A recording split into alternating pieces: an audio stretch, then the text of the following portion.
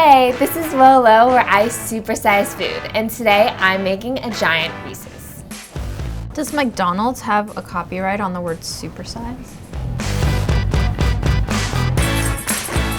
There's something a little bit grainy about the filling. I think the filling is going to be the trickiest part of today's challenge. First things first, we're just going to melt some chocolate. I have no idea how much I'm going to need, so I bought a lot of milk chocolate. I do want to play it safe by melting the chocolate over a double boiler, nice and slow. I don't want to scorch the chocolate, burn it, which is a risk if I put it directly in the pot. You want the water barely simmering. I'm going to add the bowl on top, and you can see automatically it kind of steams up. And I'm just going to go ahead and add a lot of chocolate. This is going to take a while. This is really pretty. All right, we're going to pour about half of this chocolate into the bottom of a deep dish quiche pan. Whew, those ripples. And I'm just going to kind of push up the sides. I want to make sure that all of the chocolate goes into those grooves. All right, this I'm going to fridge for maybe 10 minutes. Hopefully it only takes that long while we make the peanut butter filling. It looks like water in some of the grooves. I'm hoping that the condensation from the bowl didn't add water to my tart. Ooh, could be. That's the number, if you do temper chocolate at home, that's the number one thing to watch out for, is you don't want any water to get into your chocolate because you will ruin the crystal formation of the chocolate. First, I was thinking I was going to grind up some peanuts, but I'm worried that that's just going to turn into peanut butter and also give it a natural peanut butter taste, which is not what a Reese's is.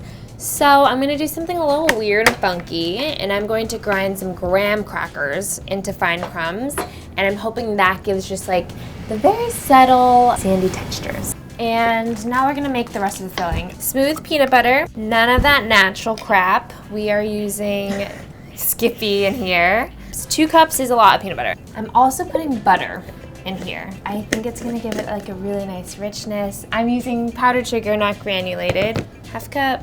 So brown sugar, I'm gonna add my crushed grahams, a little bit of vanilla, and then salt.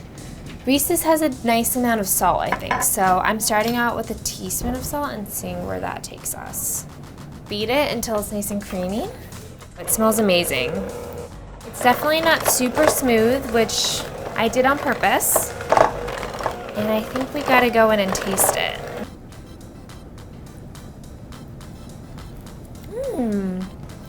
It's really good. It's a little bit darker, more like caramel colored than the OG. I have a feeling that they use dehydrated peanut powder. I mean, there's no doubt this is better than that because you can taste the peanut butter and the vanilla.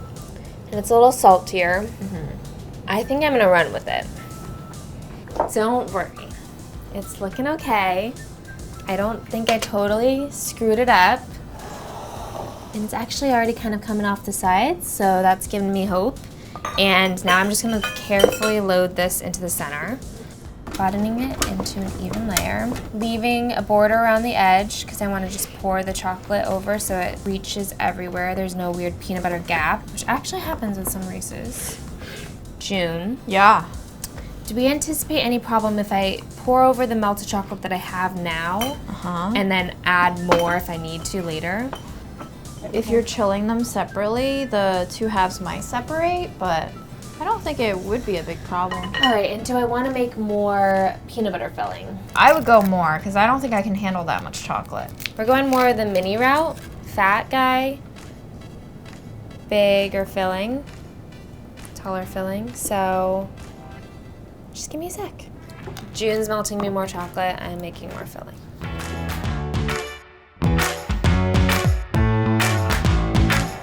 Let's pour.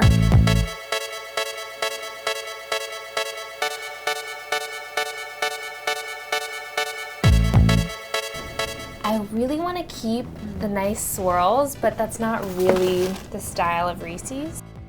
June. I would just shake it back and forth. That's maybe smart. like drop it a little to make sure it's settling in all the gaps. Into the fridge for, I'm not sure how long, maybe 20 minutes. Or maybe a lot longer. Ignore all the cheese. It looks pretty dang set, so I'm so nervous about the scallops. We can torch it. You can torch the outside. To warm it up and pop it? Mm-hmm.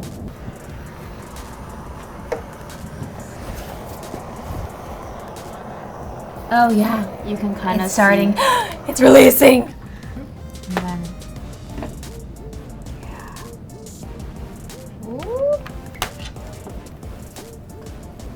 looks like I heated it up too much, but this side looks good. The next time we'll have to have patience Yes. and not heat gun it.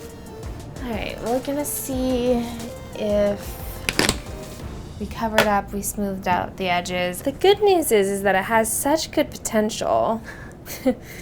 It could be really pretty, it just looks a little bit JV.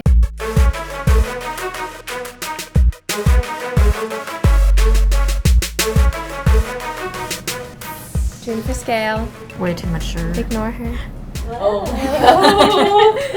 It's so big. Do you see we had trouble getting it out? Do you remember that? I went through that entire bag of all And like Lena half too. melted and they when were you shot those. ugly. Yeah.